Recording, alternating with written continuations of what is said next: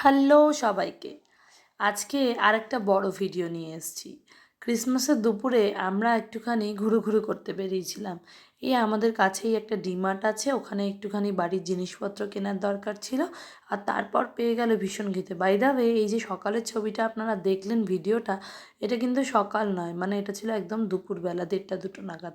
Shopping শেষ করে আমরা ভীষণ ভীষণ ভীষণ হাংরি ফিল করছিলাম।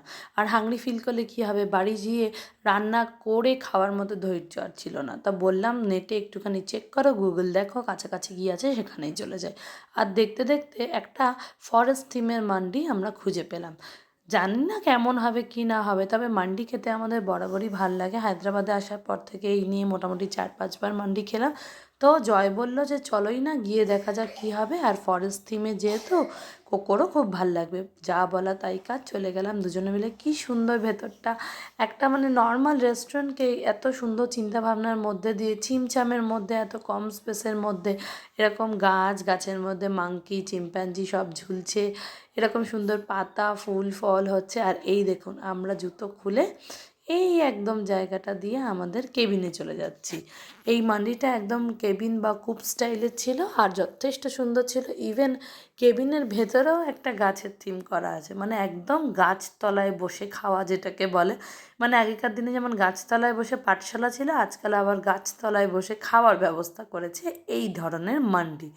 যাই হোক, খাবারগুলো ছিল দুর্দান্ত দুর্দান্ত, মানে যাকে বলে ডিলিশিয়াস। আর কোকোর জন্য আমরা শুরুতে একটা চিকেন মালাই টিক্কা অর্ডার করেছিলাম। ওটা যেহেতু ঝাল থাকে না, সেহেতু কোকোর ওটা বেশ পছন্দের খাবার। আর আমাদেরকে মান্ডির একটা স্টাইল হচ্ছে, শুরুতেই গেলে একটা মাটন স্যুপ দেওয়া হয়, সেটাকে বলা হয় শোরবা। সব দোকানের শোরবা কিন্তু খুব একটা ভালো লাগে না খেতে, বাট এই যে এই শোরবাটা দারুণ ছিল। মানে অত ঠান্ডার মধ্যে গেছি, গিয়ে একদম শোরবা খাওয়ার পর একেবারে সোয়েটার খুলে দিয়ে আমরা রেডি হয়ে গেছিলাম পরের আইটেমে যাওয়ার জন্য।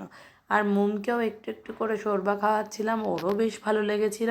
আর এই দেখুন আমার ফাঁকা বুড়োকে, জয় ওকে যতই খাওয়া শেখাক না কেন, ও শুনছে না, ও ওর মতো করেই নিচ্ছে আর রাগ দেখাচ্ছে। যা গিয়ে তুই রাগ দেখা গিয়ে।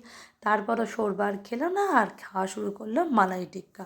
আমরা তো পরে আরও 2 বাটি শোরবা দিয়েছিলাম, ও চেয়েছিলাম, ওটা হচ্ছে কমপ্লিমেন্টারি, মানে আপনি খাওয়ার আগেই ওরা দেবে আর এরপরও লাগে। আর এই যে আমাদের এই গ্র্যান্ড মান্ডি থালি, চিকেন মান্ডি আমরা নিয়েছিলাম। রাইসটা ছিল অসাধারণ, উইদাউট স্পাইসি, আর অনেক অনেক পেঁয়াজ বেরেস্তা আর কিশমিশ দিয়ে একদম ডেকোরেট করা। আর তার সঙ্গে আমরা একটা আলাদা ফিশ ফ্রাই অর্ডার করেছিলাম, সেটাও দুর্দান্ত ক্রিস্পি ছিল, একটু লাইট স্পাইসি গোছে। তারপর আর দেরি না করে আস্তে আস্তে বেরিয়ে পড়লাম বাড়ির উদ্দেশ্যে।